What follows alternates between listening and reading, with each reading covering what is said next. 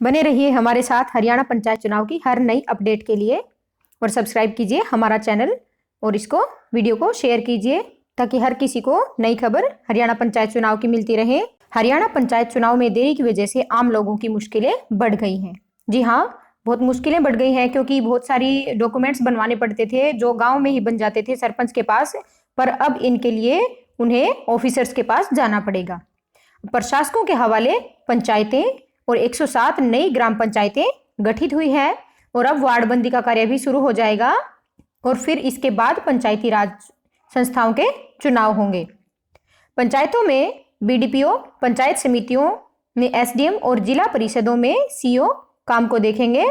प्रदेश में पंचायती राज संस्थाओं के प्रतिनिधियों का कार्यकाल पूरा हो गया है।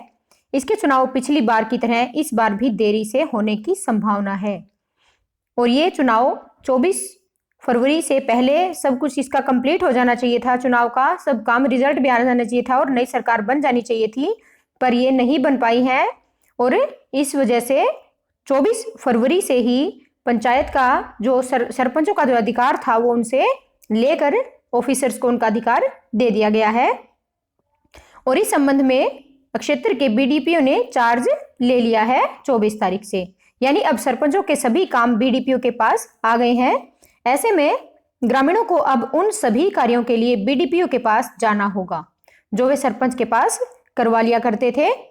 इसके अलावा विकास कार्यों की प्लानिंग से लेकर पैसे जारी करने तक का अधिकार भी बीडीपीओ के पास आ गया है। वहीं प्रदेश में 107 नई पंचायत भी गठित हो गई हैं और इसकी अधिसूचना जारी हो गई है। जी हाँ, प्रदेश में 107 नई पंचायतों का गठन हो गया है और इसकी अधिसूचना भी जारी हो गई है। अब इसकी वार्डबंदी होगी। ऐसे में विभागीय अधिकारी भी यह मान चुके हैं कि ग्राम पंचायत के चुनाव अभी नहीं होने वाले हैं। इसलिए ही सरकार ने 15 दिन पहले पंचायतों में बीडीपीओ, पंचायत समितियों में एसडीएम और जिला परिषदों में सीओ के प्रशासक नियुक्त करने के आदेश जारी किए थे। पंचायती राज विभाग के निदेशक आरसी बिढ़ान ने बताया कि चुनाव के बाद जब तक नए प्रतिनिधि चुनकर नहीं आते तब तक इन संस्थाओं के सभी कार्य प्रशासक ही देखेंगे और इसके अलावा जो जल्द चुनाव करवाने की जो याचिका थी उसके ऊपर सुनवाई होनी, हाई कोर्ट में सुनवाई होनी है और इसमें चुनाव तक सरपंचों को कार्यकारी रखने की सरपंच एसोसिएशन की याचिका हाई कोर्ट में खारिज हो चुकी है। उन्होंने कहा था कि जो प्रधानमंत्री से लेकर नीचे तक हर लेवल तक अधिकार उन्हीं के पास रहते हैं जब तक नया कोई कैंडिडेट चुनकर नहीं आ जाता उसी पद पर इनकी याचिका को हाई कोर्ट ने खारिज कर दिया है। अब एसोसिएशन जल्द ही चुनाव करने के लिए हाई कोर्ट में डबल बेंच में याचिका दायर कर चुका है और एसोसिएशन के प्रदेशाध्यक्ष सोमेश का कहना है कि गुरुवार को हाई कोर्ट में सुनवाई है। उन्होंने बताया कि पिछली बार 6 माह देरी से चुनाव हुए हैं पर सभी प्रकार के प्रमाण पत्र आदि पर मुहर लगाने का अधिकार सरपंचों को दिया गया था। इस बार ऐसा नहीं है और इस बार सारे के सारे अधिकार सरपंचों से लेकर अधिकारियों को दे दिए गए हैं। और एक और नई खबर पंचायत चुनाव से जुड़ी हुई, देखिए एक नई खबर है, तस्दीक नंबरदार करेंगे और काम बीडीपीओ करेंगे। अब जो भी कार्य हैं वो कौन कौन करेंगे, देखिए जन्म, मृत्यु व रिहायशी प्रमाण पत्र कैसे बनेंगे, इसमें संबंधित ग्राम पंचायत के बीडीपीओ बनाएंगे। इसके लिए गांव के नंबरदार से तस्दीक करवानी होगी और साथ ही शपथ पत्र देना होगा।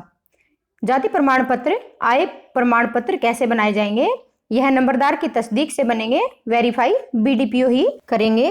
बुढ़ापा पेंशन कैसे बनेगी, नंबरदार तस्दीक करेंगे और बीडीपीओ आगे की कार्रवाई करेंगे।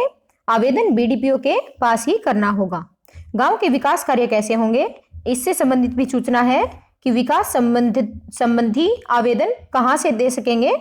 गांव की गली की मरम्मत से लेकर सभी विकास कार्यों की पावर बीडीपीओ के पास आ गई है, इसलिए उन्हें ही लिखित में एप्लीकेशन देनी होगी। जी हाँ, सबसे ज्यादा अधिकार जो है वो बीडीपीओ के पास आ गए हैं।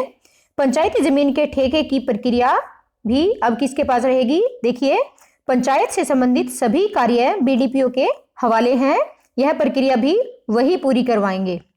अब जो पंचायत से संबंधित जो भी कार्य है उसमें सब कार्य लगभग हर कार्य बीडीपीओ के पास आ गया है और वो नंबरदार और बीडीपीओ दोनों के पास ही जाना पड़ेगा आवेदन के लिए लोगों को और वही इनका कार्य करेंगे।